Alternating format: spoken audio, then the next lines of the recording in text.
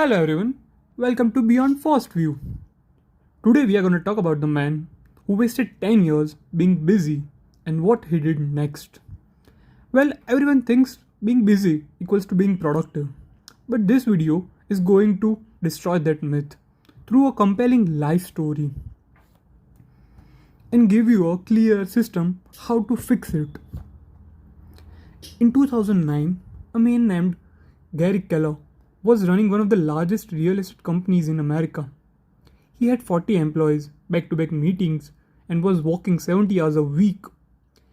And he was on the verge of bankruptcy. Not just because he was lazy, but because he was too busy doing the wrong things. What he figured out next didn't just save his company, it became a principle used by the Olympic athletes, Fortune 500 CEOs, and everyday people to completely transform their output. And the scary part, most of us think making the exact same mistake he was right now, today. Part 1, that Gary Keller almost destroyed everything he built. Let's walk through his story. Gary Keller co-founded Keller Williams Realty in 1980s. By the late 2000s, the company was growing fast, but he was stretched thin, managing people, fires, emails, meetings. His productivity coach pulled out him aside and said, "Gary, you need to be the CEO of this company, not an employee of it." He stepped back and asked himself, what is the one thing I could do? What could make everything else easier or unnecessary? He handed off 14 of his 17 responsibilities. The company grew 40% next year. This moment became the foundation of his best selling book, The One Thing. The lesson to learn was being busy is a decision, so is being productive.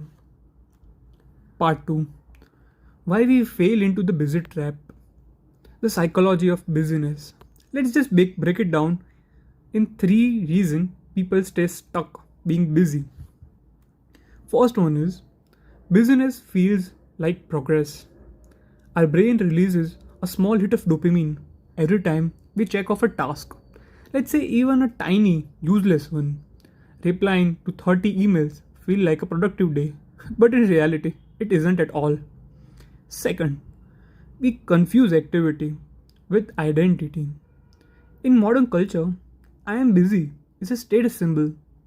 Saying, I only worked 3 hours today sounds lazy and people might laugh at you, even if those 3 hours produced more than someone else's 10 or 12 hours. The third one is the fear. We fear the discomfort of depth. Doing your one most important thing means sitting with difficulty, uncertainty, and resistance. Busy work is easy, deep work is hard, so we always try to avoid it. And that becomes a problem. Part 3, the framework. The one thing framework, how to actually use it. Let's break it into 3 actionable steps. Step 1, ask the focusing question every morning. What is the one thing I can do today such that by doing it, everything else becomes easier or unnecessary? Don't skip this at all. Write it down, make a note. This question forces your brain to prioritize instead of just reacting. Step 2, time block your one first thing.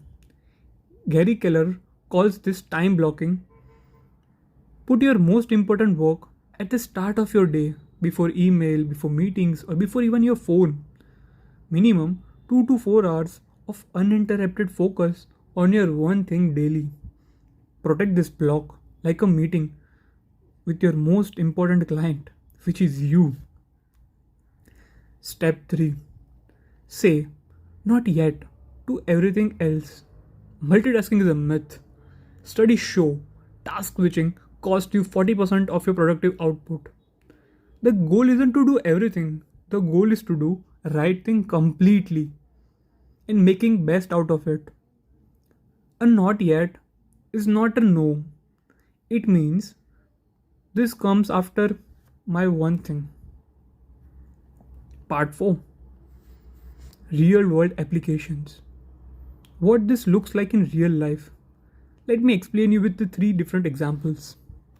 For a student, your one thing isn't study anymore. It's mastering the one chapter that will unlock the rest of your syllabus. For an entrepreneur or a freelancer, your one thing isn't growing your business. It's making 5 sales calls a day.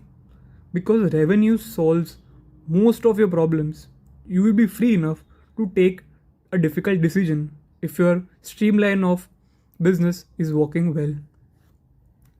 Someone stuck in a job they hate. Your one thing isn't change my life. It's spending 45 minutes every day in the morning building the skill that's get you out. Make it personal. Share a brief moment from your life where you were busy but going nowhere. This builds connection with your audience. At last, Gary Keller wasn't falling because he was weak or lazy or untalented. He was failing because he was trying to do everything on his own. And doing everything means doing nothing particularly well. The moment he asked himself, "What is my one thing?" everything in life changed. So there's your challenge for this week.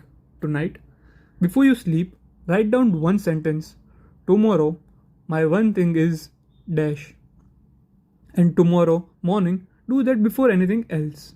That's it. No productivity app, no morning routine overhaul, just one focused act done consistently, and watch what happens over next 30 days. If this video helped you think differently about how you spend your time, please subscribe, share and like.